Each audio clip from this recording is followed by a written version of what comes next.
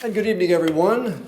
Welcome to the first candidates forum of this campaign season, featuring the candidates who are running for town council here in Oak Island. My name's John Evans. I'm of WECT News. Honored to be here and honored to be asked by the League of Women Voters and leaders here in Oak Island to be part of this year's event. We have 7 candidates running for 3 open seats in 2023. And here's how our forum will proceed. We have the better part of 13 questions that we're going to ask to the candidates. Candidates, the first and the last questions, you'll get 90 seconds for. Basically, kind of an opening statement and a closing statement. The other questions, you'll have 60 seconds to answer each one. Now, for those of you who have been around events and forums that I have done in the past, you know I am not going to cut you off at 61 seconds or 91 seconds. I want to let you finish a thought. I think that's fair, but I'm not going to let you start another thought. So I'm not going to cut you off, but I will keep you from taking somebody else's time. We have a timer right here in the front. Those of you can all see it, I understand. I'll also be kind of timing along here, and should something go wrong, I will nudge you ever so slightly by audio. There's your alarm, just like it is on every morning in the Evans household. We have the questions. We'll go to each one. The first one we're going to do alphabetically. And then I have adjusted the candidates, and I'm going to move around so that candidate 3 doesn't always follow candidate 2, and candidate 6 doesn't always follow candidate 5. You will all get a chance to answer first. You'll all get a chance to answer last, second, third, fourth, and fifth. I am, for the sake of time, since we want to make sure that we're out of here at around 8:30, I am not going to repeat the question unless you ask me to. If you all want me to repeat the question, I will. But to try to save time, I'll just move forward to the next candidate to answer the question. But if you do so, just ask me and I'll repeat the question for you. Okay? Any questions from the candidates? Okay? All right, audience, thank you so much for being here, and we're going to get started. The first question, and it's basically an opening statement. Please, if you can, introduce yourself and give us the reason or your incentive to run for town council. Our first candidate, 90 seconds, Terry Cartner. Ms. Cartner, you have 90 seconds, ma'am. Thank you. So I'm a native North Carolinian. I grew up in the state. I first came to Oak Island in 1974. I came back in 2006 to live here part-time, and in 2019 moved here permanently. So for a long time, I've been watching Oak Island and tracking what's been going on. And for a long time, I've noticed that gradually the town seems to be getting off course away from taking care of its residents and keeping the residents informed and catering more to special interest, getting away from us being a residential community, which is what I hear people say that they want to be. So I decided that now was a good time to put my expertise to use. I have over 35 years experience in government operation kind of things with universities and city and counties. I've served on a lot of appointed boards. And so I know how municipalities can and should work efficiently, how they can and should work for the people they serve, and how they can be most efficient in their operations. My experience in business management, I've done a lot of public-private partnerships, worked with some entities on growing universities and city entities, and so I know how to partner with other folks. And now the clock's blinking. So I'm going to wrap it up with that just by saying that it's been a real honor to run and to meet everybody that I've met, and I'm ready to work for Oak Island. Thank you, ma'am. Next, we're going to go to Town Council candidate Bob Chulo. Mr. Chulo, please introduce yourself and give us your incentive to run for Town Council. 90 seconds, sir. Well, thank you very much. My wife Carol and I moved here in 2019. We spent 2 long years looking for a perfect beach house in a perfect beach community, and we found that in 2019. My background is in operations and sales management, executive leadership, running large and small organizations, focusing on growing the business and operating more efficiently, and I'm currently a consultant doing that same type of work. We support mom and pop businesses in Oak Island. We are neighbors looking after neighbors. My concern, though, is residents of Oak Island are losing their voice in how this town is managed and how it is governed, and I seek to earn that and win it back for you. Unfortunately, our town leadership is reactive rather than proactive. We have no visions, we have no goals, and we have no accountabilities. I intend to use my business background to run this town just a little bit more like a business, with establishing vision, establishing short and long-term goals, and the accountabilities that you look for and expect in town council and in town management. And I'm going to look to you, the residents of Oak Island, to help us craft that vision statement. It is a pleasure having you here tonight, and thank you for your support, and thank you for your vote should you decide to support me. Thank you, sir.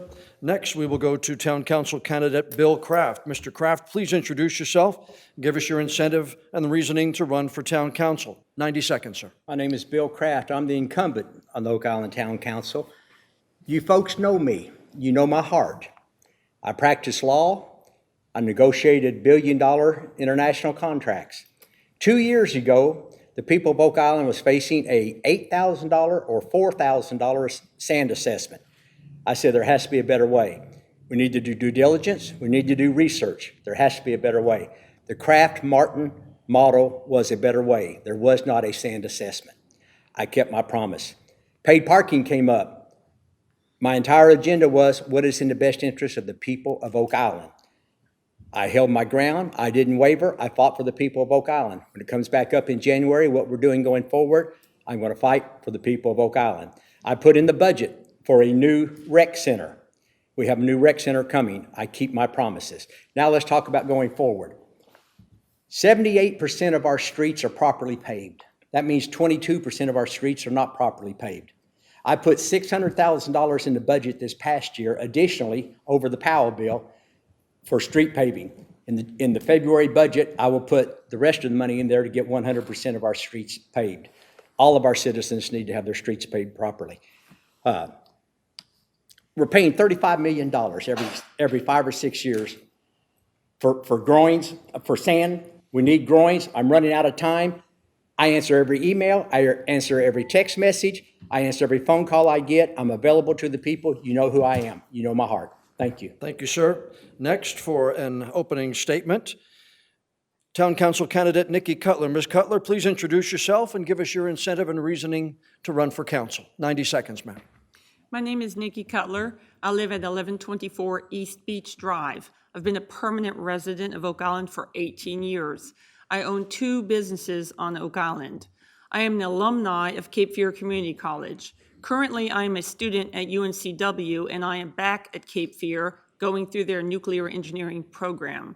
When I was 18, I went through the civil engineering program, so always the engineering. I've been a building inspector for the city of Fayetteville. I was the estimator for a mechanical and plumbing subcontractor for the U.S. Army Corps of Engineers, and I am familiar with their permitting process and their change order methodology. I've been on Yopon Beach Fire Department, Oak Island Fire Department, Water Rescue. I spent 7 years in the Coast Guard Auxiliary and earned my instructor qualification, Coast Guard Station Oak Island. I worked for Brunswick County Sheriff Department. Let me use my familiarity with the Corps and the language that they have and my experience with ordinances to help us. Thank you. Thank you, ma'am. Next, for his opening statement this evening, we will go to Town Council candidate Mark Dolak. Mr. Dolak, please introduce yourself and give us your incentive and reasoning to run for Town Council. 90 seconds, sir. Good evening.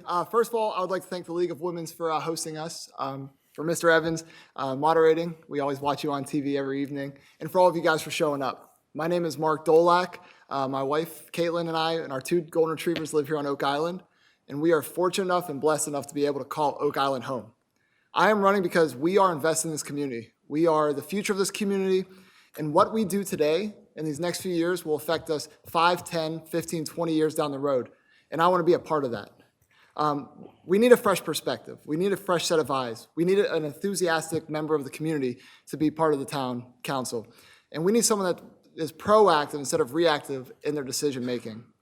There's been a lack of transparency, a lack of accountability, and worst of all, a lack of trust between the residents and the town. We need to rebuild that trust.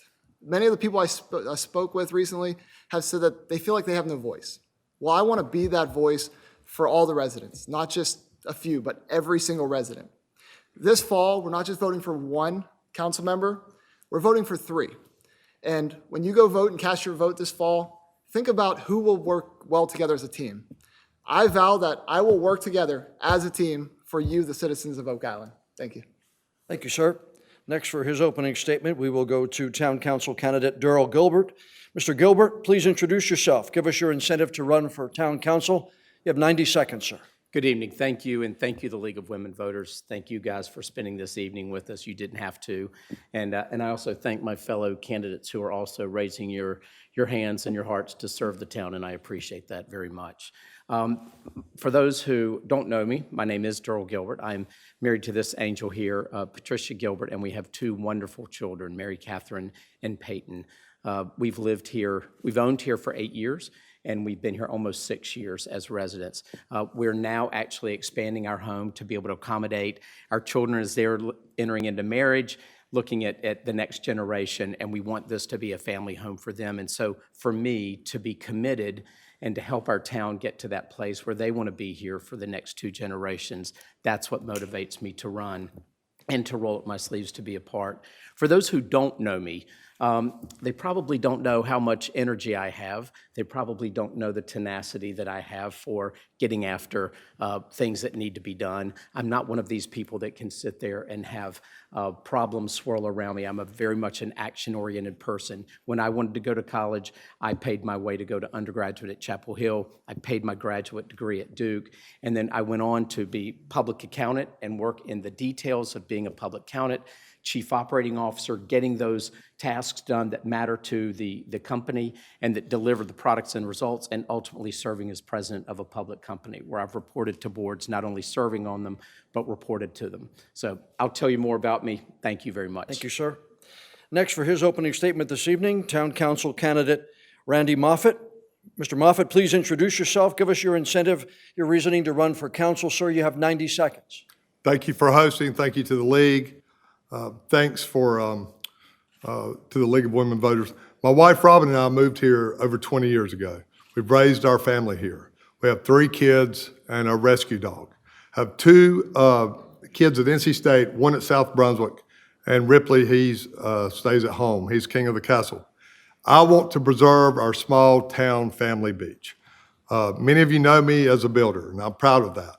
With that, I bring a lot of knowledge of codes, ordinances, rules, regulations, stormwater, impervious surface, tree preservation that affect all of us. But I'm more than just a builder. I served on several local organizations' board of directors. I served on our town hurricane damage assessment team. I've served 2 terms on Board of Adjustments, 2 terms on the planning board, one as chair, and in 2021, I served a term served out Jeff Weinkauf's term on town council. I'm well-rounded. I will not need a learning curve. I'm ready to work for you on day one. I'm Randy Moffett. I ask for your vote. You can read more about me on moffettforoki.com. Thank you. Thank you, sir. Candidates, we're going to move now to a set of questions that deal with the job of being a town council member. And again, your responses will go 60 seconds. Each question now, 60 seconds. You see the timer in the front as you did earlier. And again, if you'd like me to repeat the question before you answer, I can. Mr. Dolak, I'm going to ask you for the first response, sir. What do you think the council's top priority should be? You have 60 seconds. I think one of the top priorities is obviously focusing on our beach and having a long-term solution instead of throwing money away every few years. If that's with doing jetties or and building a way to protect our beaches long-term, because that's the investment of our community. People come here for our beach. They come here and spend their money, and we are a small, quaint town with a beach. And it's a little piece of paradise and what the businesses survive on the tourism in the summer. And I believe our main focal point as a council should be focused on protecting our beaches because that's our bread and butter at the end of the day. Thank you. Thank you, sir. Ms. Cutler? I think it's very important for us, when we are faced with so many challenges, to have a depth of defense, not that we have one single point of failure. When we are challenged with things, we need to enhance our legal counsel to match those challenges that we're presented with. I want to have more legal advice available to us and also to the residents. I'd like to put an attorney in with the planning board so that we are not facing things as just the citizens and being slaughtered by the people that are coming at us with their litigators. Thank you. Thank you, sir. Mr. Gilbert? Yeah, I believe the number one thing that we should focus on is investing in the residents. We have a beautiful beach. We've invested in the beach. The vacationers come here, and that's 99% of what they're coming here for.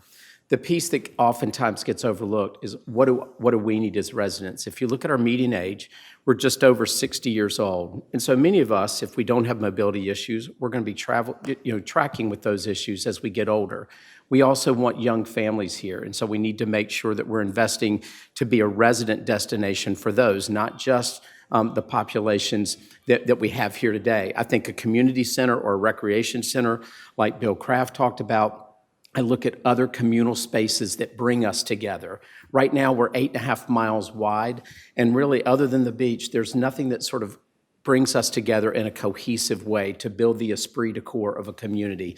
I also think by building a stronger community, investing in residents, we will be a resident destination, and instead of investors coming here to buy, we'll have more residents coming here to buy to balance the scale. Thank you, sir.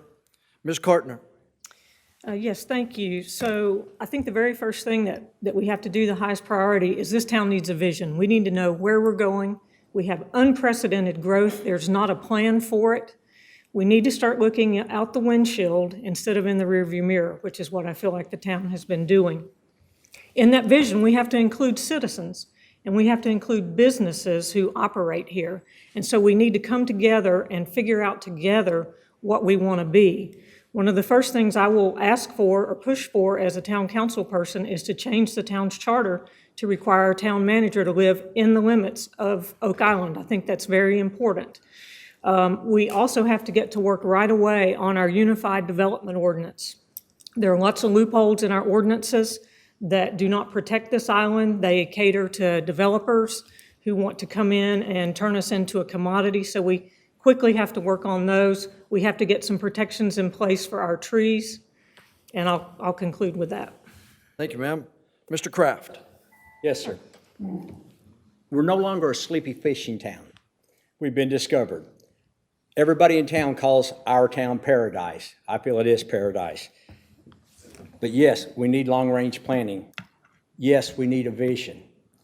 But also, let's think about one other thing. We need to always put first and foremost, protect the best interests of the people of Oak Island.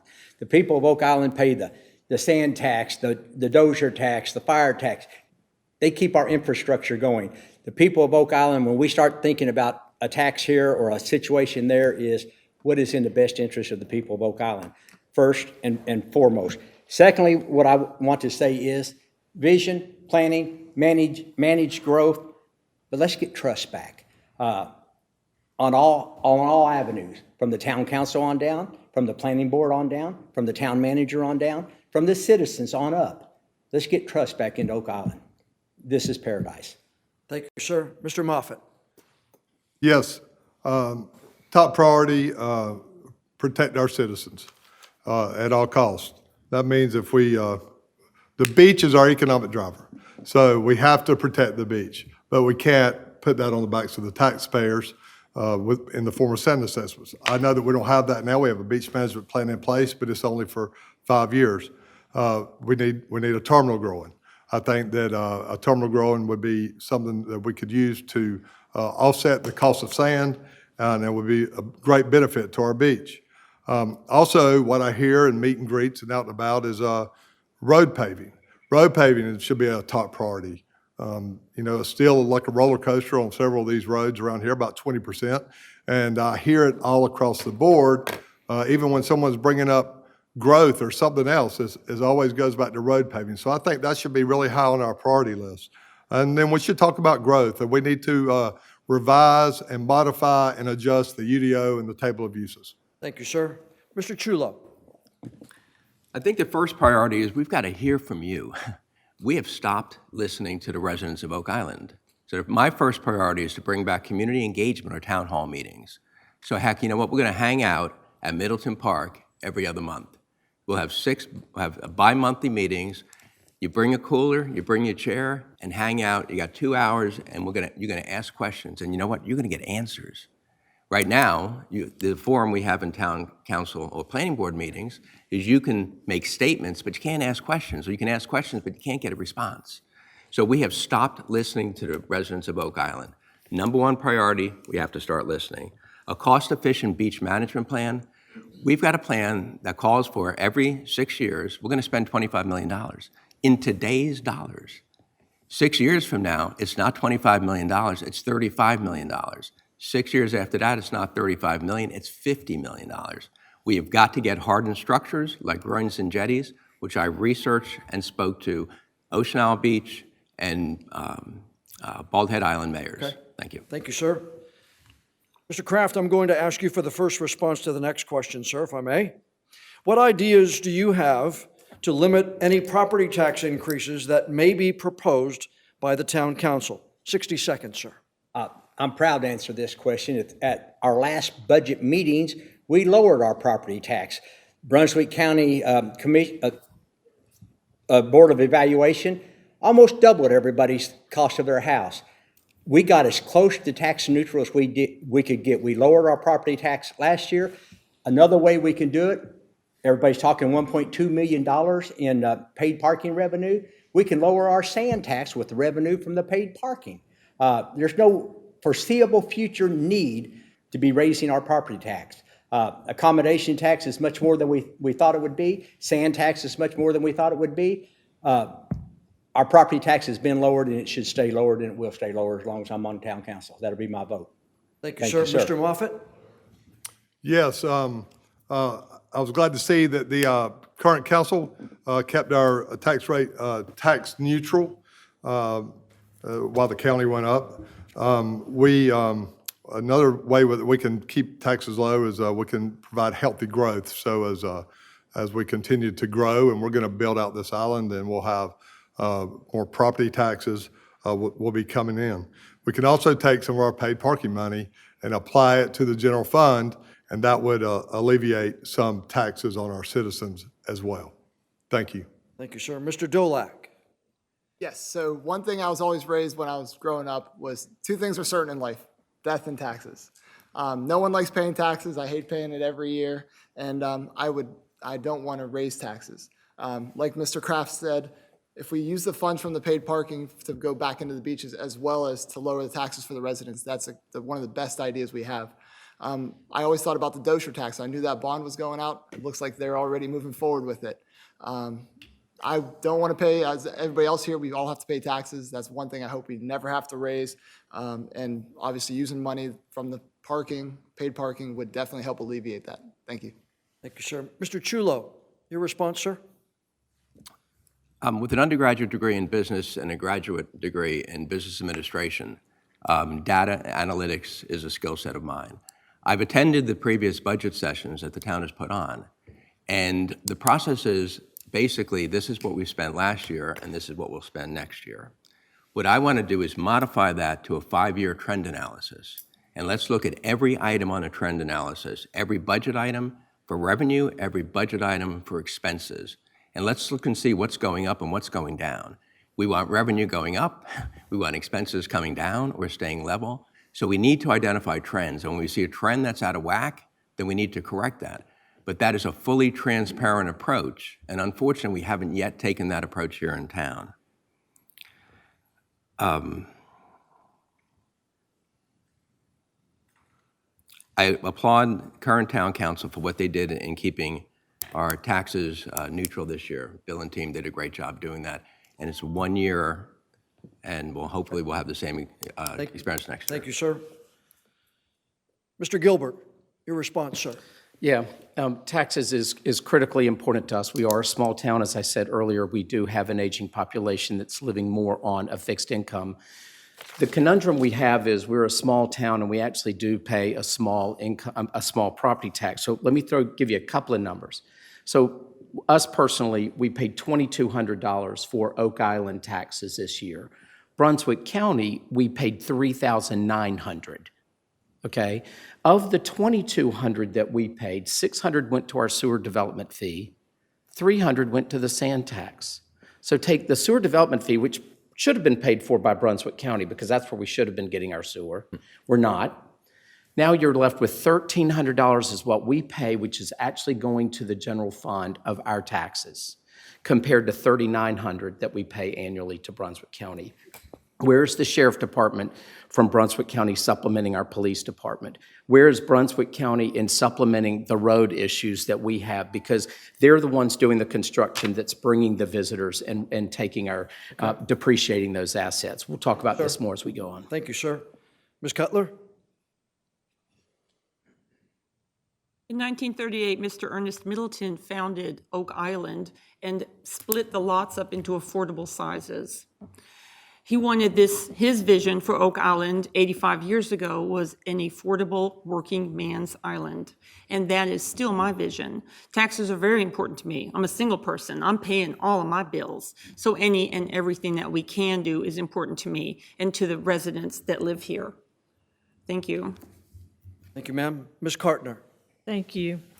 I also would like to commend the town council this year for working on the budget. I attended all of the budget sessions, working sessions that they had. I think they did a great job of lowering our tax rate to offset the revaluation. We've got to be as efficient as we can be, and I think to do that, we really need to, for our town, we need to get a municipal operations audit by an independent third-party firm that comes in and looks at our town, how we're staffed, what our equipment levels are, how we operate, and figure out where we are. Give us a benchmark. We have no idea if we have the right number of employees, the right number of equipment, the right pieces of equipment.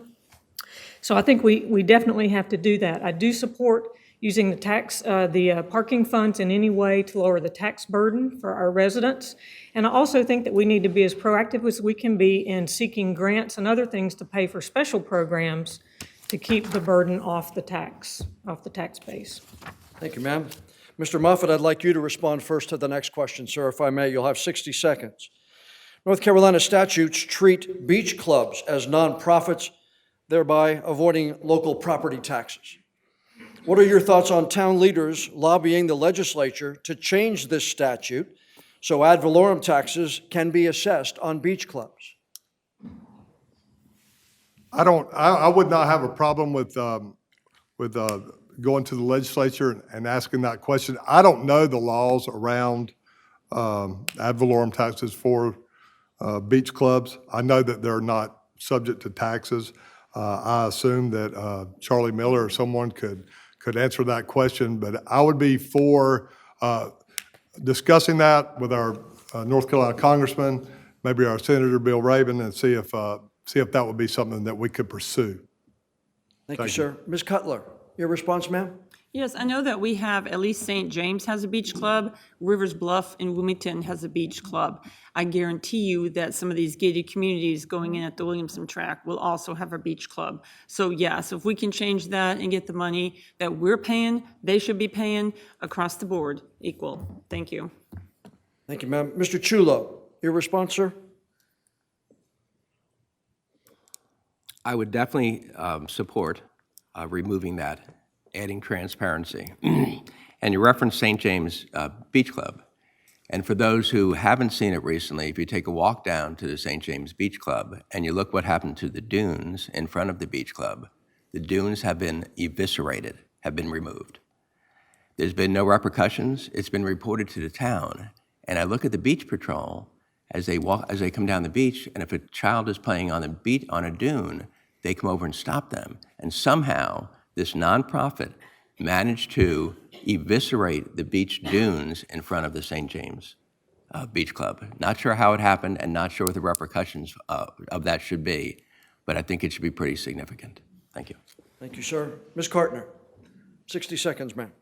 Yes, thank you. I too would support making sure that these entities pay their fair share. We have so many people who come and enjoy our beach and our amenities, and they don't pay anything. They let us taxpayers pay for it. So I think that if you use the resources, you should help pay for them. I think we do need to do our due diligence on an item like this. We need to reach out to our representatives. I'd like to see us work more in general with our representatives to help us on difficult issues like this. Thank you, ma'am. Mr. Gilbert, your response, sir? Yep. I too, I think this is one where we need to bring the folks who are making these decisions to the table and really understand the rationale here. For everything for me, I cannot understand why they would not pay their fair share of this, and I would 100% lobby to have that so that they're paying just like every other property owner. Thank you, sir. Mr. Kraft, your response, sir? Definitely, I am in favor of that. And whoever proposed that question, thank you very much. Yep. 5 council members cannot uncover every rock of what needs to be looked at. This is the first I've heard of that, and I'm tickled pink to hear of that. I looked into and asked the town attorney, can we tax mega houses differently than we can tax single-family residents? That bothered me. I was told we could not. That'll be my first question tomorrow morning. What can we do about this? We need to look into this. Goes back to due diligence. Ms. Kartner is working on the UDO with the planning board. Another great situation for the planning board to tackle. We need to get to the bottom of this, and I agree there should not be any free passes, especially on a beach club, utilizing our police, our fire, our rescue, everything else. We need to get that loophole tied up. Thank you, sir. And Mr. Dolak, your response, sir? So my wife and I, we live on 71st Street. We used to always use the 71st Street access right next to the St. James Beach Club. We now use the 70th Street access because they now are taking over not just in front of their beach club, they're now inching their way further and further, and they feel like they own the beach. Whoever created this, we should definitely look into changing it because they are using our beach. They act like they own the beach. They have all their amenities. That's a big parcel that bring in a lot of money and tax value for this town that we shouldn't be paying for. And we need to do our due diligence. We need to work with our representative like Mr. Miller and look into if it's even possible, but if it is, we should. Thank you. Thank you, sir. Mr. Chulo, I'd like you to respond first to the next question, if I can, sir. As housing costs increase in Oak Island, affordable housing has become scarce. What are your thoughts on rezoning to allow multifamily housing like duplexes or condominiums? 60 seconds, sir. When I think of affordable housing, the first thing I think about is workforce housing. Small businesses on the island, we need to rally them, we need to get them behind it. They have a hard time during season finding workers. They close for lunch, they close every other day because they just cannot find workers because workers can't afford to live here. So I would highly recommend and highly advocate that we support a workforce housing initiative in conjunction with our businesses. This is not something that we should drive, in my opinion, at town council level. We should only drive this in conjunction and cooperation with the business community. And if the business community is not willing to get behind it, that's a problem, and that's going to lead to us not being able to move forward on that. But a very high initiative on my list is being able to provide some sort of housing with business leaders leading that initiative for their workers. Thank you. Thank you, sir. Mr. Gilbert, your response, sir, 60 seconds. Yeah, affordable housing, we think of affordable housing as lower income people, but on our island, affordable housing almost doesn't exist. So when you think of a young family that wants to be here, it's almost impossible for a young family to be able to afford our island. So when we talk about where does that go? Is it on the island itself where property values have gone from 257,000 is the median to 577,000 in 5 years. I mean, it's more than doubled. And so affordable housing becomes a real conundrum for coastal communities in particular. We do have mainland access, though, that we should be looking at. The town should be looking at it. I would agree 100% with Bob that this should be a business initiative as well. But I think as these new developments are being coming out of the ground on 211, as well as Williamson Tract, we've got to be looking at those for opportunities where younger families, affordable housing, service families can come in and help our town. Thank you, sir. Ms. Cutler, your response, ma'am? I commute an hour one way to Wilmington. I think commuting is not unrealistic. You can stand with 1 foot on Oak Island and 1 foot, the other foot, in Boiling Springs at this time. That's how far out we've already annexed. Affordable housing, actually, yes. Workforce housing, most likely, realistically, will be in the county, okay? So Wilmington tried to have affordable housing or workforce housing, and they did have it. They were obligated, though, however, as taxpayers to pay the difference between what the investors lost in that. We can do anything you want. We can have workforce housing on Oak Island. The other side of that coin is we will pay the difference. That's a conversation we need to have as a town. Thank you. Thank you. Mr. Dolak, your response, sir. Yes, for me, affordable housing is larger than just us locally. It's a national issue. The market rate value for rent is up. There's a shortage of homes, the increase of value of homes with inflation. This is definitely larger than us as an island. Our island's mostly built out, and we have to work, if we want to work on the mainland and push affordable housing, or not even affordable housing, just lower house prices, that would have to probably come on the mainland, because the value of the homes of the island are just going to increase as our secret's out that this is a great place to live. As more and more people started working from home, they're able to work from somewhere like paradise, like Oak Island. So that increased the value. I'm an appraiser, and I understand the market and understand the value of homes and doing market analysis. I would rather look as somewhere on the mainland than on the island itself. Thank you. Thank you, sir. Mr. Moffett, your response, sir. Yes. I mean, are you talking about Section 8 housing? Because that's what affordable housing typically is, but I think we're talking about workforce housing. Workforce housing will not be on the island. There's hardly any way to make that. The land prices are way too expensive, and the build cost is as well. So you must look off the island. I think that maybe off Middleton, some of the annex property that we have over there would be a possibility. You're going to have to get it rezoned. It's got to be rezoned to multifamily. Multifamily is the best case scenario for affordable housing in my mind. You're going to have to work with a developer. You're going to have to offer them tax incentive, because they got to have an incentive to take a lower rate for those houses than if they could rent them normally. And as you know, around here, all the apartments are rented up as well. So you've got to work with the developer. You got to offer incentives. It's probably going to have to be apartments, and it's going to have to be off the island. Thank you, sir. Ms. Cartner? Yes, thank you. So one point that I want to make is that creating multifamily housing and creating a place for multifamily housing does not assure affordable or workforce housing. And if you want an example of that, go look at the Hawthorne at Pine Forest. Their rent over there is astronomical. People are having to move out because they can't afford to live there. I'm currently working on a workforce housing project for Western Carolina University. And it takes a huge collaboration, it takes a lot of effort, it takes a lot of parties to come together. But you have to figure out ways to defray the cost to the developer, because there is not a way for a for-profit developer to come in and build this housing and still keep rates below the market rate. So I think it's going to take an effort by this community, and I think we ought to be reaching out to Boiling Springs and Leland and some of those places and bringing folks together. The other thing I'll mention is that we need to look at a master plan for our mainland. It's currently zoned commercial low density, and that's not appropriate for all of that land over there. Thank you, ma'am. Mr. Kraft, your response, sir.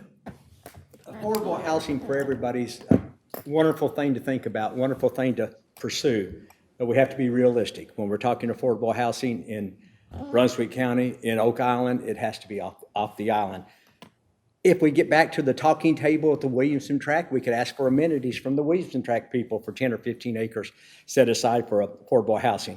But Mr. Chilo had my idea. It was his idea, but he got to say it first. But he and I are in agreement on this. I went whitewater rafting in Asheville, and I asked the tour guy, I said, where do you live? I'm from Georgia, but the owner of the whitewater rafting company bought 2 houses. We have 12 people in a house. That's what our businesses need to do. They need to work with the town of Oak Island to get their workforce some housing. We can do it jointly. You can always solve a problem if you put in your due diligence, put in your research, refuse to lose, and figure out how can we make this happen. There's ways to make things happen. Sometimes it's difficult. Thank you, sir. Mr. Gilbert, I'd like you to respond first to the next question, sir, if I can. How do you define transparency and accountability in the work of the town council? And how can we increase citizen input and involvement in the council's decision-making process? Yep. 60 seconds, sir. So earlier, someone made the comment about open Q&A between residents and the town, and that is absolutely what we have to do. So transparency is having the visibility into what's really going on to derive our decisions. Do we give our residents enough time and enough information for them to understand the decisions being made? I think that's an area that we can focus on, because when you have more information, you can be a part of those solutions. Accountability is then holding all of us accountable or responsible for the decisions that we make and the outcomes of those decisions. Too many times, and I hope you're listening to some of the ideas, too many times the ideas are all so simple. But 6, 7 years later, we're still talking about these issues because there is no accountability to actually get something done. That's what we have to change. That's the accountability that we have to grab hold of. And as residents, you can lead the way with us there. Thank you, sir. Mr. Dolak, your response, sir. Yes. So obviously, with the transparency, there's a lack of transparency in the common sense of everyday person can understand from a lot of things the town releases. You know, when we have a concert going on, you know, it's posted all over their Facebook.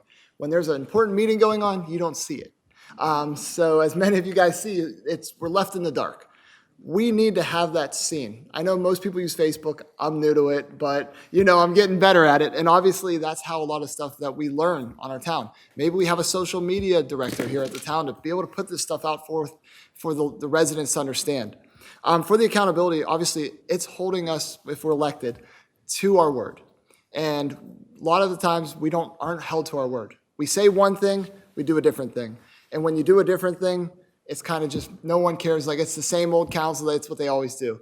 We need to be held accountable for our actions, and that comes from the people and listening to them. Thank you. Thank you, sir. Mr. Chulo, your response, sir. When I think of transparency and accountability, I think about we just put all of our cards on the table, from the town staff to the town council to the residents of Oak Island. Several months ago, I spoke up at a town council meeting requesting, urging, prodding our town council to be transparent in how they vote for committees and board members. Up until that night, no names were ever revealed on who the town council members voted for. They simply tabulated the results on which committee members were being selected. I referred to it as a secret ballot, and several town council members took issue with that. But to me, that's about transparency, right? I mean, who do you support? Who are you voting for? And it's just kind of put it out there. With respect to the hotel, 106-room hotel, that developer was in discussions with our town staff for 2 years, before we as a community knew about that and town council knew about that. Thank you, sir. Mr. Kraft, your response, sir. Transparency is not a campaign phrase for me. I live it 24 hours a day. I answer every email I receive. I answer every text message I receive. I answer every phone call I receive. 9,000 people live here. It's not 5 council members, a mayor, and 10 people in the town administration. This town is your town. You should know what's going on in your town. I am approachable. I am available. I answer every question anybody asks me. I'll go to a concert. I'll go to the grocery store. What's going to happen with the money from paid parking? When's my street going to get paved? I try my best to answer their question. I had 3 text messages today asking about certain things. Within 5 seconds of stopping the text message, I reached out to get an answer. I contacted the people 15 minutes later and gave them an answer. I try very hard to answer every question people have because We're all in this together. Thank you, sir. Mr. Moffett, your response, sir. Well, I'll give Mr. Ken Thomas credit. When he was here prior to COVID, he held a citizen forum monthly. I think it was monthly, and people came and they asked questions, and he answered them. COVID shut that down, and I don't think we've not done that since. I think we need to bring that back, and I think what it should happen is maybe a couple of council members, maybe not all of us, but a couple of us, each month to be at that council meeting. I mean that ad hoc citizen meeting to answer questions so that we can be transparent. I'd also let you know that you can have my number. I'm transparent too. I'd like for you to text me, call me, email me, and I will respond as well. If I don't know the answer, I'll get it for you. I want to be transparent, and I want to be held accountable. Thank you. Thank you, sir. Ms. Cartner. Yes, I think our town must be proactively transparent, and it concerns me as a resident and a potential council member that we even have to talk about it, that we even have to ask about it. It should be inherent in how we do our business. There are times when our town council does not know what's going on in this town. Mr. Chulo alluded to it, the 2 years on the Boardwalk Place Hotel. I want to tell you folks and everybody listening, as your town councilor, you will not be on a need-to-know basis with me. The culture in this town right now is that town council and the citizens are on a need-to-know basis. So if somebody thinks you don't need to know about it, you don't find out about it. Town council must be put back in charge with the residents, in conjunction with the residents. And I think that if we take back our town and let council take back our town, the transparency issue will start to work itself out.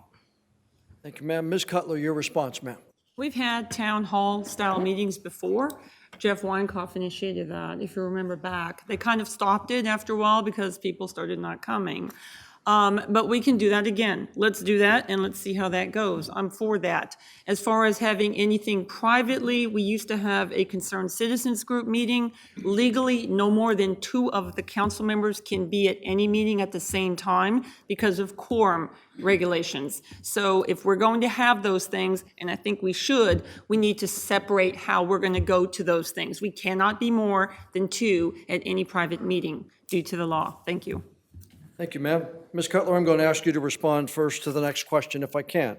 Ma'am, do you support stricter tree protection ordinances both during construction and after a property is bought and occupied? Let me be very clear that I am quoted correctly on this. I do not like trees more than I love the animals that depend on those. It's not just about the trees. Birds, squirrels, deer, all of that hurts my heart when I see them destroyed and damage to the property. I'm going to steal a term from my nuke reactor class called ALARA. It's an acronym, A-L-A-R-A. When we're doing lots for new construction, we need to use that. That's a term I really think will fit here. As low as reasonably achievable is what we need to do when we do trees. Reasonably and achievable are the key for that. Be careful asking to have nothing cut down. You will not be able to put a pool, a shed, or rebuild your house after a hurricane. Thank you. Thank you, ma'am. Ms. Cartner. Yes, so I'm a firm believer that we need to quickly and urgently modify our vegetation ordinance. I'm chair of the planning board right now, and we've been working on this topic for more than a year. We decided that it was best to bring in stakeholders, and so we convened a stakeholders group of developers, of environmental action, environmental advisory people, of tree peace people, planning board members, town staff. Mr. Moffett graciously agreed to serve as one of the representatives for the developers. We crafted a revised ordinance that everybody compromised, everybody felt like they could live with, and then due to some changes on the planning board, that revised ordinance was turned back and asked to be reworked. So we've got to have a planning board that's serious about it, and we've got to have a council that supports the planning board. We need to protect our tree canopy. There's no 2 ways about it. Thank you, ma'am. Mr. Moffett, your response, sir. 60 seconds. Yeah, everyone that comes into my office wants to keep trees. Builders don't want to cut down all the trees. As far as clear cutting lots, that doesn't happen. We can't even get a CO if we do. I went to the planning board meeting and asked to put together a stakeholder group. I asked right there where you were standing, and they did, and we met here at Town Hall over several weeks. That document came back to the planning board, and planning board sat up here and changed 5 critical things on there, and then they voted it in. That's why did not come through. They didn't end up with what the stakeholder group came up with. And look, we went in there to compromise. We went in there to come up with something that made sense for all. So we went to DBH. That was one thing. Instead of just planting numbers of trees, we heritage trees. They changed it from 30 to 15. There was a lot of changes that they made on it. Thank you. Okay, thank you, sir. Mr. Dolak. Yes, so first of all, you cross any other island. I was just down in Ocean Isle last Saturday, and you cross over their bridge and all you see is rooftops. You cross our bridge, you see trees. And I love it. That's what makes people come here and they love it.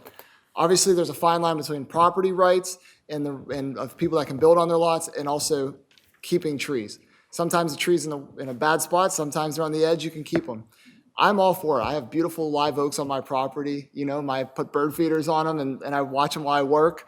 But obviously, there has to be clear and concise rules. Every lot is different. Every person's lot is different. And so we have to be careful on not to infringe on people's property rights, but also work on figuring out how to protect certain heritage trees or location of trees. Thank you. Thank you. Mr. Gilbert, your response, sir. Yeah, we seem to focus on protecting trees, especially on 3 to 4% of the vacant lots that exist on the island. And I think we get a much bigger effort if we start to educate our homeowners that don't have trees as to why they should be planting trees as well. And it is an and. I do think we need to protect the trees that we have today. I do also believe that someone who's trying to build a home dealing with stormwater and other regulations should be able to put their home on that without having the trees encumber their right to use their property. But I think we have done woefully little to actually encourage the town to plant more trees because we own a tremendous amount. You all, as a town, own a tremendous amount of property that can take trees. And I think we've got a lot of properties that don't have trees that can be, through education, can be encouraged. And I think you would find through those combined efforts, we could actually be planting the canopy for the next 10, 20 years, not just trying to solve the one we have today. Thank Save you, the sir. one. Mr. Chulo, your response, sir.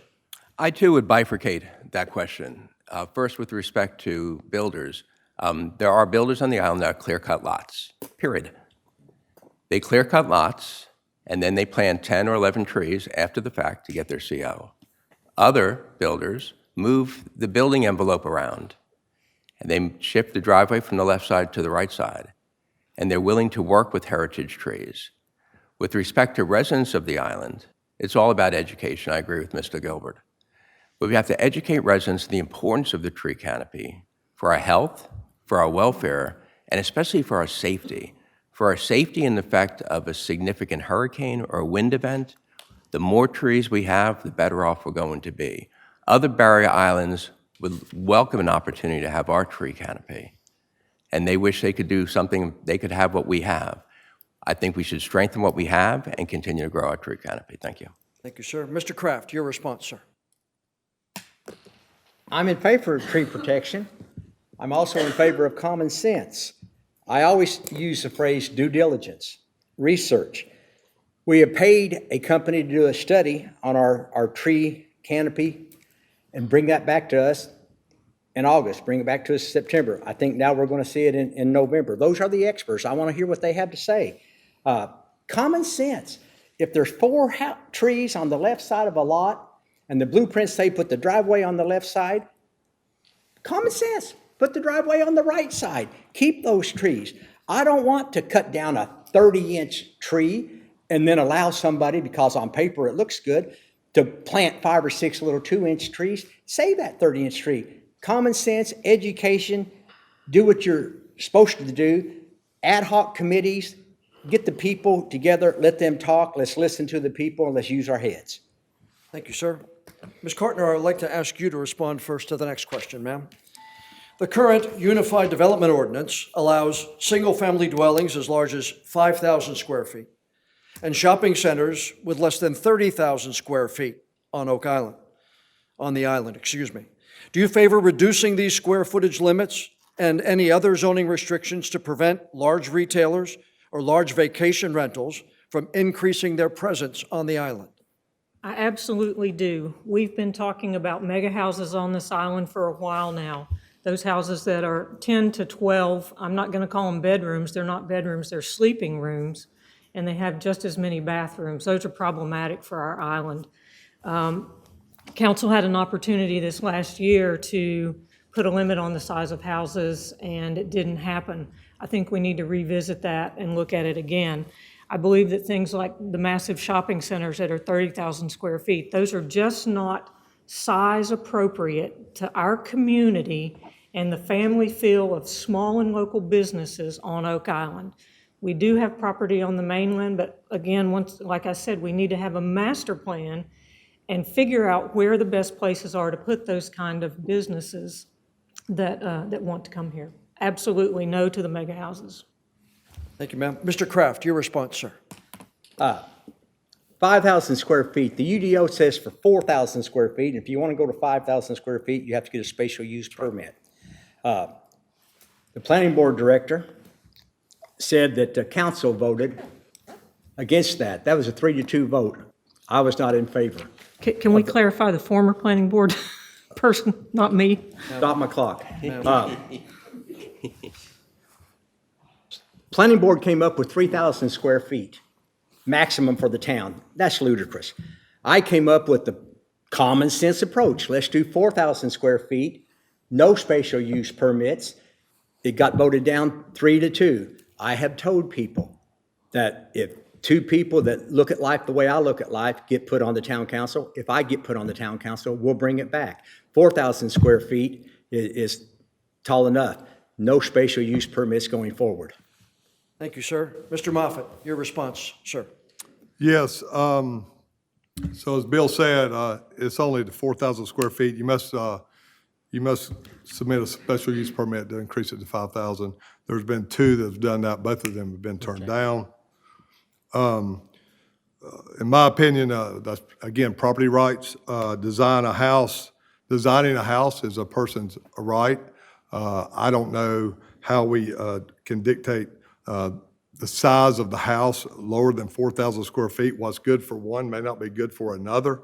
And also, I would say it could be construed as discrimination.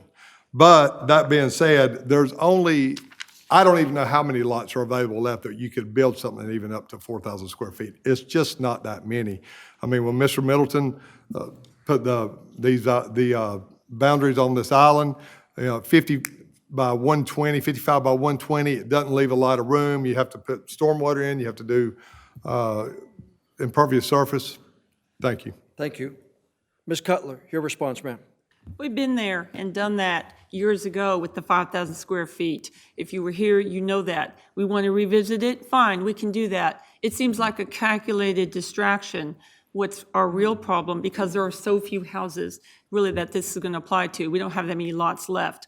Off-island is a bigger concern of mine. We need to pay attention to the sizes over there and the request for the height to be increased. We just had a developer come up asking for 10 more feet so he could put a pitch on the roof. As a building inspector, I know very well what he's going to do with those 10 feet. He's going to put another story on that and put a flat roof on it because we cannot regulate the pitch of the roof. Thank you. Thank you, ma'am. Mr. Chulo, your response, sir.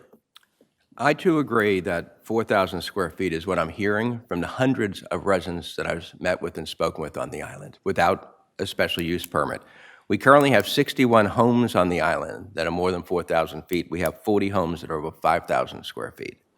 My concern, and your concern that you've expressed with me, is those beach bungalows along West Beach Drive.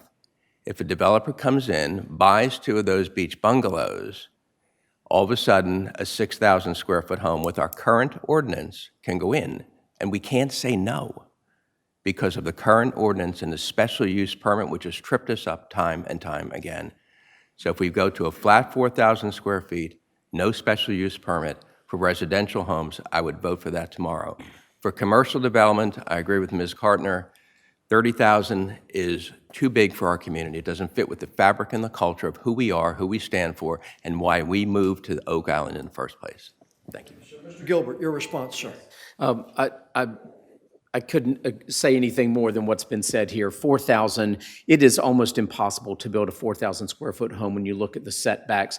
Now with the new beach management plan, there are new line of sight rules on the beach side that are going to prohibit many homes from even getting to 3,000 square feet. So there are mechanisms that are already built in, and I would venture to say for someone who could put a 4,000 square foot home on this island, they are truly doing something miraculous. And I truly don't know how, and we're building a home right now, and we're barely at 3,100, 3,200, and even that is getting cut back. So I'm telling you, unless you're putting a third floor, which most of these homes can't, most of these lots can't take, there's almost no way to get close to 4,000. I do think the 6,000, I've not heard of anything that allows for more than 4,000 without the special use permit. As far as the strip center, yeah, we don't need any of the strip center development of that size. That's not the island that we've come to love and want. Thank you, sir. Mr. Chulo, I'd like you to respond first to the next question, sir, if I may. May I answer that last one? Oh, I'm sorry, Mr. You're Dulac, my fine. apologies. You're I good, you're apologize. good. I wrote down the time, and I wrote down 00 under your name and forgot to go through you. I apologize. 60 seconds, sir. Thank you. First of all, my wife and I, we live in a 1,100 square foot, my wife calls it a shoebox. What someone does with 3,000 or 4,000 square feet, that just seems like a lot to clean for myself. It seems like a lot of work. I myself do think we should probably reject the special permits, get rid of those. 4,000 square feet is a lot, but if you're an ANSI certified person, I'm ANSI certified, there's ways of measuring that's different between builders and the appraisal and realtor world. ANSI certification adds different square footage that might be over 4,000, might be over 5,000 after the home's built. As for the commercial, that doesn't fill our small town feel that I want to keep. So based on the mainland, even that much, that takes away from our niche of being a small town. So I'm against both those. Thank you. Thank you. And again, I you're apologize, good. sir, No for worries, skipping no over worries. you. And I guess the cat's already out of the bag as to who's answering first for the next question. But you didn't tell me the question yet. Mr. Chulo, I'd like you to answer the next question first, sir. Would you support requiring all town employees to sign a code of ethics, conflict of interest, and a gift-giving agreement? Why or why not? Well, the first thing I want to say, I did not submit that question, but that is one of my top priorities. When I say we need to operate the town more like a business, we need to make sure that those who are employed by the town, those who are elected by the town, and those who are appointed by the town have a gift policy, that they sign off an attestation annually. I've been in the securities business my whole career. I've been doing that my whole career. You define what a gift is, and every year, in my case it was every quarter, but every year you sign an attestation, I accepted no gifts. I have no conflicts of interest. That's the second part of that, and we don't have that. So no one on the town staff, not 150 employees, not one person has that in their code of conduct. There's a brief mention about what a gift policy. Our mayor attempted to get in a conflict of interest statement with the previous town council, and two of the town council members took it personally and said they would not support that. Thank you, sir. Mr. Dolac, I'd like your response to that question, sir. Yes, this time I got on, so good to go. I am for all three of those. I do think we need a code of ethics. It keeps us to our word. We shouldn't have any conflicts of interest. So if someone said, you have to sign this, I believe it's true. We should. And if anything is a conflict of interest, we should have to recuse ourselves. And finally, for the gift giving, I'm running a self-funded campaign on $500. My wife and I took it out of our travel fund. I've had neighbors, I've had friends, I've had people who supported me offer me money. I said no. And so I'm all for having a gift-giving policy of people saying, hey, we want to give you a gift, and saying, this year I've taken none, because it goes all hand in hand. Code of ethics, gift-giving, and a conflict of interest are all hand in hand together. So thank you. Thank you, sir. Mr. Moffett, your response, sir. I would be for code of ethics, specifically for our boards and council, for sure. The gift giving, I'm not exactly sure what that is. Is that like just receiving money for someone giving you money while you're on council, I guess if that's the case. I'm not very familiar with the gift giving, so I can't speak to that. Conflicts of interest, yeah, absolutely, I would be okay with that. I think that's something that we would all want to make sure that we had no conflicts of interest on any of our boards, town employees, or the town council. Thank you, sir. Mr. Kraft, your response, sir? Yes, by all means. I'm very much in favor of a code of ethics. Do the right thing, and be called on the carpet if you don't do the right thing. I'm very much in favor of regulating and nullifying gifts. We're not asking for this position so somebody can give us a Christmas present. The Council of Government conducts a 4-hour class. Once I got elected 2 years ago, and I had to sit through a 4-hour class on how to be a town council member. And what I took out of that was, whatever you do, don't take money from anybody. You will get in trouble. That is a criminal offense. But yes, things should be spelled out. A signature should be on the bottom of the page. I understand. I will not have a conflict of interest. I understand. I will conduct a code of ethics and not embarrass the town. I will not accept gifts, by all means. And if somebody doesn't want to sign that, then there's a more serious problem. Thank you, sir. Mr. Gilbert, your response, sir. Actually, as president of Premier Public Company, I actually sat on the industry board that created our conflict of interest policies and our code of conduct. And so this is an area I know extremely well. And Mr. Moffett, the gift policy would require that a gift over a certain size, like $25, for example, could not be allowed. First of all, I want to say I believe all of our town council and I believe all of our town employees absolutely adhere, whether there's a policy or not. I do believe that they adhere to a great code of conduct. However, having these is an absolute must. I don't know why we would justify not having them for all employees as well as the boards and committees. Thank you, sir. Ms. Cutler, your response? As someone who's gone through Department of Homeland Security background checks, including Interpol for being in Germany for 30 years, I will go with any kind of code of ethics that needs to be signed. Let's do polygraph tests. I was in the Sheriff's Department. I will say that a code of ethics, obviously, we need to do that. But I'll take it a step further. Our employees are required to do drug testing. Council's exempt. I will do drug testing. Oh, why should we be exempt? Thank you. Thank you, ma'am. Ms. Cartner, your response, ma'am. Yes, my answer will be fairly short. Currently, every appointed board and every appointed advisory group must sign a code of ethics, and we must sign those every year.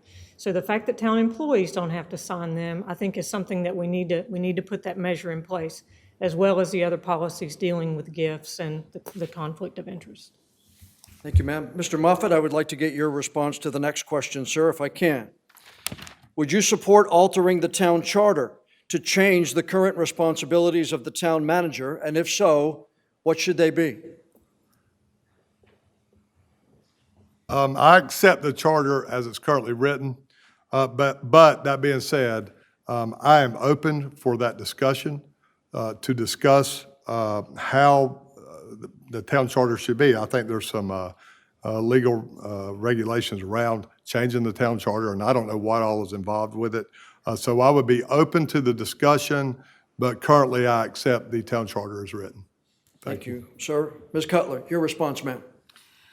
I don't care how you organize the town charter. If we need to change it around, at the end of the day, we are not in charge of this town. You are in charge of this town. So however you want to organize that, the town residents are at the top. I don't care what you call it. Thank you. Thank you, ma'am. Ms. Cartner, your response, ma'am. Yes, so my understanding is that there are 3 changes to the town charter that require different approval levels. Some things can be approved at a council level, some things require a referendum by you, the citizens, and other things require approval by the legislature. I think that there are many things in our charter that we probably need to look at, but the most serious is how the town operates. Currently, our charter says that we are a council manager setup, which means that the council is in charge and the manager reports to the council and handles the daily operations of the town. Many people believe that that's not happening right now. So I'm not sure there's anything wrong with our charter other than requiring the manager to live in Oak Island, other than the fact that the council needs to put themselves in the proper place and fulfill their duties of managing the manager and not the other way around.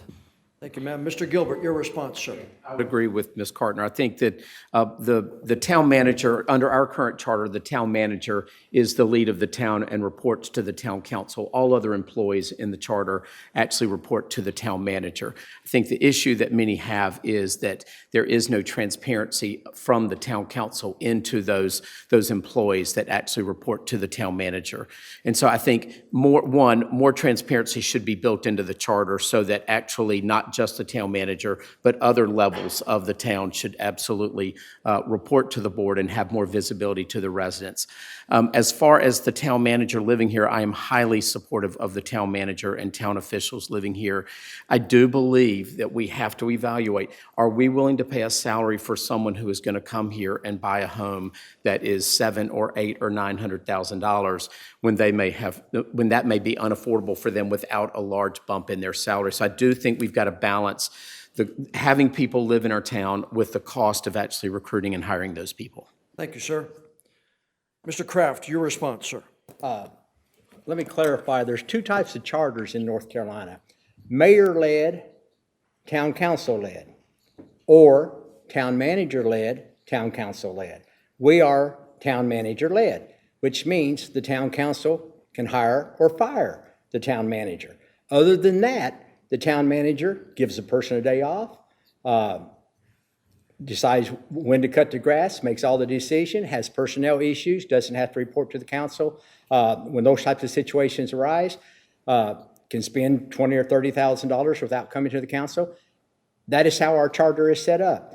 If the citizens move to change that, that's another story. Now let's get into making people live in the town. 15 years ago, that made sense. Our police chief lives in Arbor Creek. We are so proud of our police chief. I don't want to fire the guy because he doesn't live in the town. That's a slippery slope to go down. That's a whole other story, but that's a slippery slope to go down. Thank you, sir. Mr. Dolak, your response, sir, to the question. Yes, so based on the legal proceedings of having to change the town charter, it can be drawn out for years and years and years, and that's just wasted money. I think the best way would be working together and talk about having a balance of power through working together through the town official, the town manager, and the council. We will have to, obviously, if the things want to be changed, we need to work with our citizens, because at the end of the day, you guys are in charge. You guys own this town, and I am willing to work with you guys if changes need to be made. Thank you. Thank you, sir. Mr. Chulo, your response. I would definitely be willing to take a look at the charter, add back the residency requirement. We had it here from 1999 up until about 8 years ago. It just seems to make sense, as Bill talked about common sense. So it's common sense, right? So your town manager is embedded in the town. He's impacted, or she is impacted, by every decision that's made in the town. And unfortunately, if that person does not live in the town, they're simply an employee. So I'd like to bring that residency requirement back. In addition, I'd also like to expand the number of council seats. I think what we found out in the past 2 years that having 5 council members gives a 3-person majority a very easy way to handcuff the other 2 council members and our town for the past 2 years.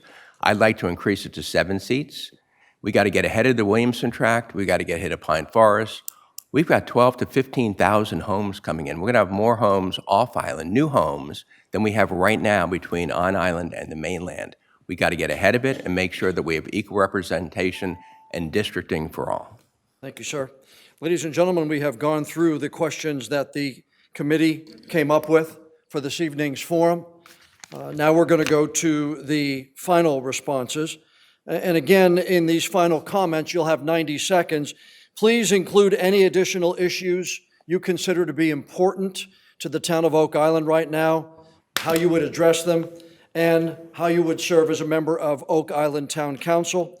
We went alphabetically in our opening statements. We're going to go reverse alphabetically in our closing statements. So that means our first closing statement will go to Town Council candidate Randy Moffett. Mr. Moffett, you have 90 seconds, sir. Thank you, John. Thank you to the League of Women Voters for this forum. A couple of things we didn't talk about tonight that I thought might come up is public safety and crosswalks across Oak Island Drive and Beach Drive. I know that we have some information back where we're looking at putting those in at 51st Street, 58th Street, and I think 4 or 5 other locations.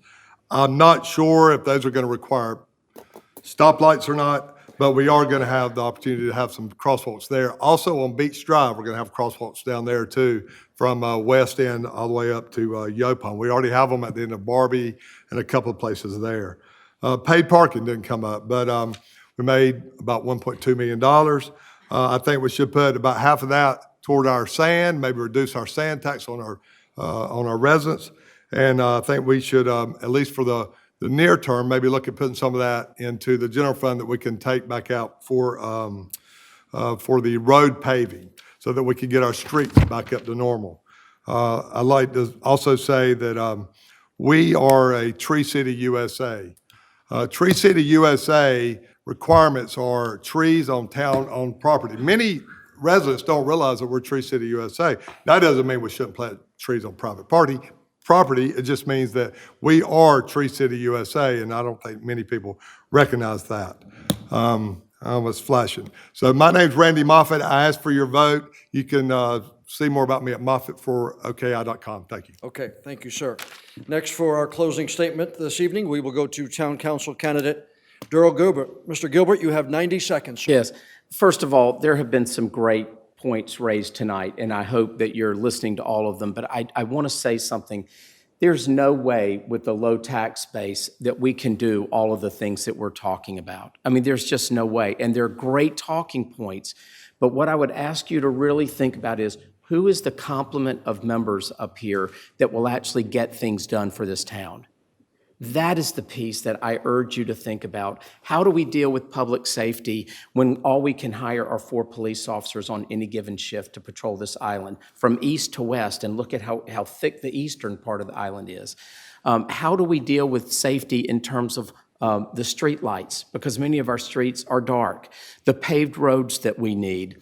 There are so many infrastructure things as we're all aging. We've got to really think differently about how we're going to fund those. What is the obligation that beachgoers have to fund more of our parking? Residents, we already pay for that parking in our property tax. I do not believe we should be paying a cent more for paid parking. But I will tell you that getting things done is the thing that really is going to differentiate us. You go to my website, darrellgilbert.com. I have everything there. I have my entire work history there. You can, at Premier, as president of that public company, you can look at and research exactly what I was able to accomplish with that company. I am a very go-getter. I'm a very strong go-getter. I don't talk the talk, I walk the walk. And I'd love to walk it with you. Thank you, sir. Next, for a closing statement this evening, to talk about any additional issues they think are important, we will go to Town Council candidate Mark Dolak. Mr. Dolak, you have 90 seconds, sir. Thanks again, Mr. Evans, for moderating, and thanks again for the League of Women for hosting us. This has been a great experience. It's my first time doing it. Most of you guys know I love our small town feel, and I want to keep that. You know, we don't have much to change in this town. There's a lot of little things we could change to just keep this small town feel great. We are so lucky. We live between 2 bodies of water. It's sunny all the time. We live in a great place. We're all blessed to be here. But honestly, a lot of people look at me and they say, you have a lot of inexperiences. But with that lack of inexperience, I bring no bias. You know, I bring an open mind. I bring an open perspective. And let me bring that to town council, because I think that's what we need. We need someone that works with the people, someone that's a working class, middle class, blue collar person who lives in a double wide on 71st Street, you know? Let me represent you guys, and that's all I ask this election season. Thank you. Thank you, sir. Next, for a closing statement this evening, we will go to Town Council candidate Nikki Cutler. Ms. Cutler, you have 90 seconds, ma'am. I spent 3 decades overseas as a military dependent to my father, who is a highly decorated veteran. And then I was a military dependent to my husband, who is an officer with the embassy. I spent 2 decades now on Oak Island, the first and only place I've ever been able to pick where I want to live. The Army told me where I was going to live all the rest of my life. We currently actually have 6 officers on patrol, which is great. The crosswalk traffic count will require a traffic light, and I'm talking red light, green light, stop lights. If we do that, that's a conversation we need to have as a town. Do we want more lights like we have at 51st?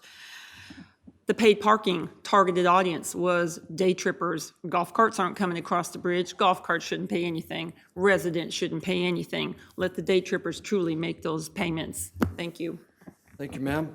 Next, for his closing statement this evening, we will go to Town Council candidate Bill Kraft. Mr. Kraft, you have 90 seconds, sir. I've done everything I told the people of Oak Island I would do. I take my job very seriously. I do what I tell you I'm going to do. My word is my word. I can stand on what I've done for the last 2 years, but I didn't get to talk about groins in my opening. I want to say, sooner or later, we're going to run out of places to get sand. Sooner or later, sand is going to be too expensive to buy. I want to be proactive, not reactive.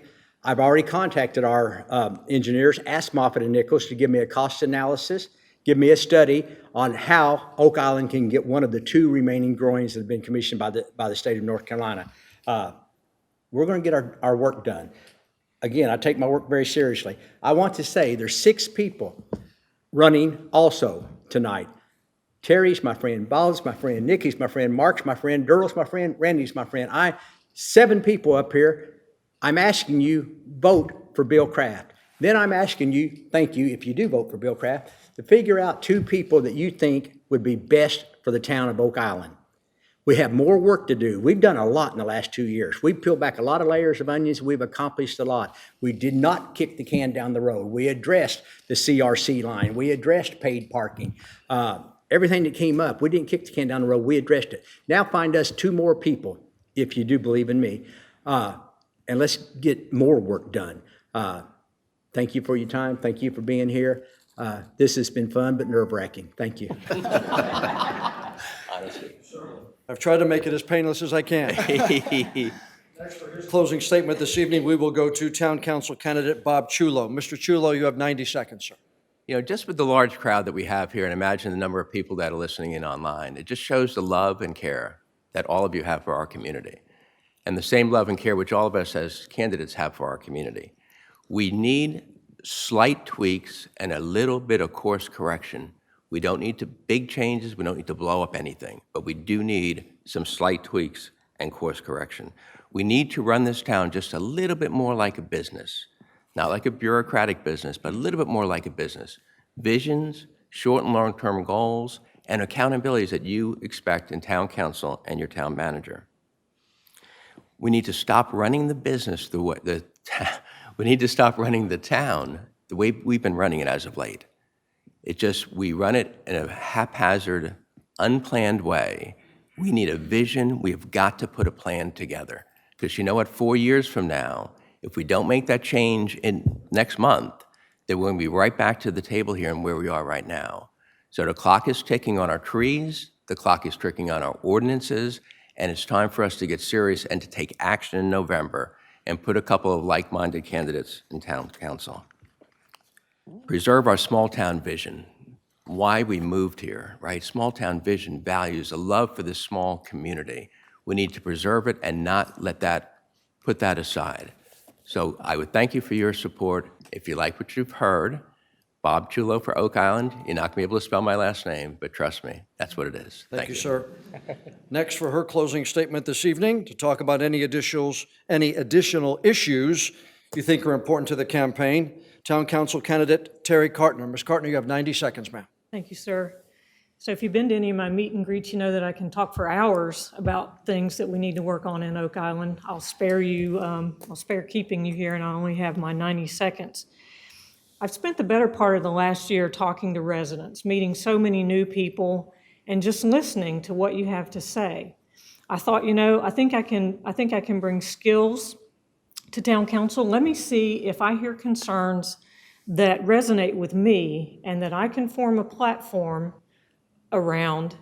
And consistently, nearly every person I talked to, every group I met with, I heard the same thing, and that is that we are so afraid that we are going to lose our community-oriented Oak Island, and that it's going to change into a commodity-driven entity where our neighbors change every Saturday morning. We lose the fabric of our neighborhood. I love Oak Island because of the beauty, the genuine hearts of the people who live here, And so I want to do what I can to protect our way of living. I have the experience, I have the follow-through, and I'm really interested in working with you as citizens to preserve our community and make it the best that it can be. I ask for your support on Election Day and before, and you can find the rest of my information at cartnerforcouncil.com. Thank you so much. Ladies and gentlemen, will you join me giving a round of applause for our candidates?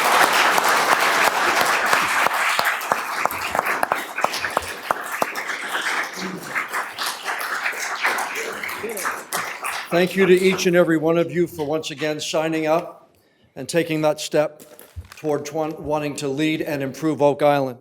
For those of you in the audience, I think it was Mr. Chulo who said, thank you for showing up and taking an interest in the ladies and gentlemen who want your most precious commodity, which is your vote.